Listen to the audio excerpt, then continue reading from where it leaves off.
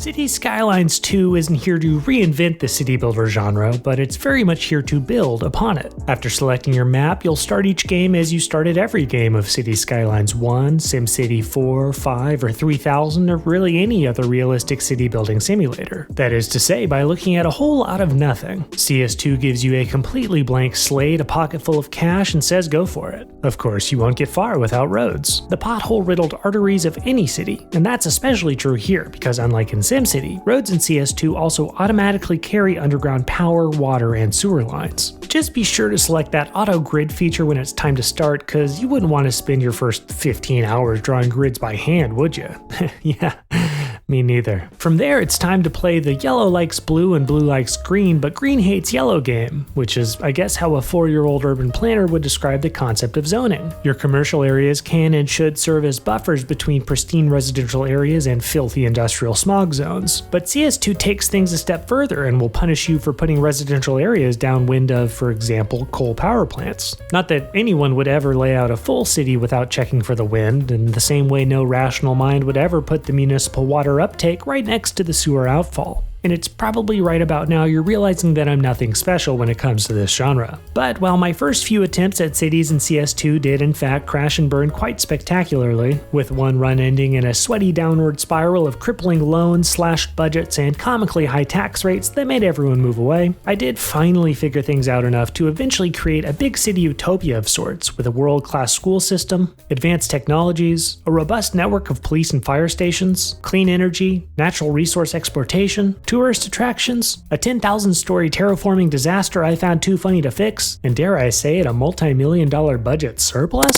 Huh.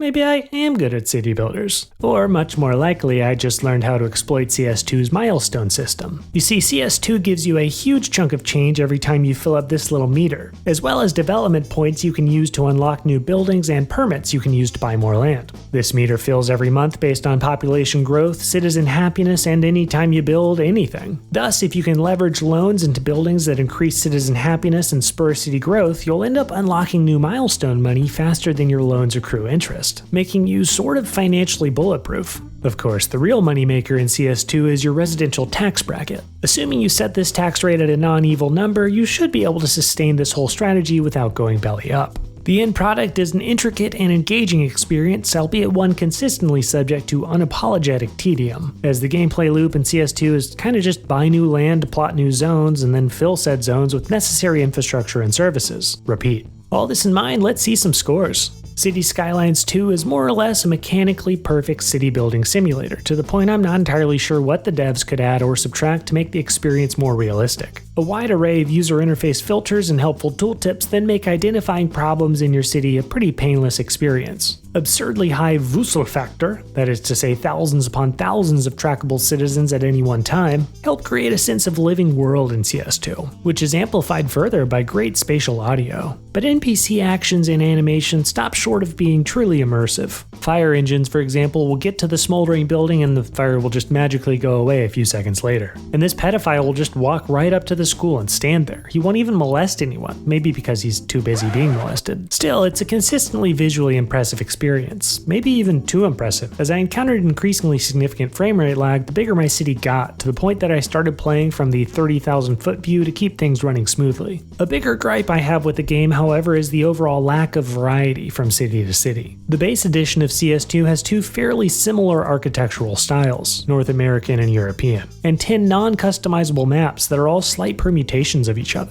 There's no story mode or any fun ready-made scenarios for you to hop right into and try to solve a la SimCity, though CS2 will occasionally toss a forest fire, hailstorm, or tornado at you to mix things up. I'd also like to see, 5 times the number of radio stations, as I think I heard each song and advertisement within the first few hours of the game, to the point I just ended up turning off ads entirely. Now, to be fair, every city I built did eventually take on its own special flavor, though the overall novelty of CS2 started to wear off for me around the 20-hour mark. While city builder diehards will probably find hundreds of hours worth of content here, I'd recommend casual or new fans to this genre wait for that $50 price tag to come down a little bit. So, in the end and after averaging up our micrometrics, Cities Skylines 2 earns a respectable aggregate megascore of 3.44 out of 5. Until next time, this is Scope, and thanks for watching.